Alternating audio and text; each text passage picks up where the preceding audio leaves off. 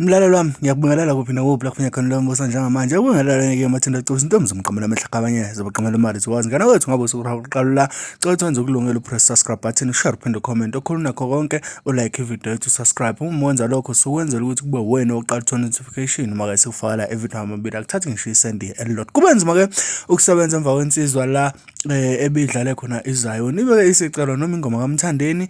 la feature khona ulwa abantu abaningi abazi ukuthi kalwa of which ngiyavumelana nabanye abantu abathi ekalwa kodwa phethu ngaphandle kwanda kakhulu uzizwele la udrive ebhekene nenkinga khona umlaleli emcela ke ingoma kalwa noMthandeni nomulwano thuba ngolelo nomuntu onamamba bazamehlo wale uMthandeni nodle yena uMthandeni ke nolwa sasidlala yena siyacela nkosiyami mfowethu awunayo nakwena manje imali ehlesi kukanjena ngathi ayifinyeleli ukuthi uthenge esiyidingayo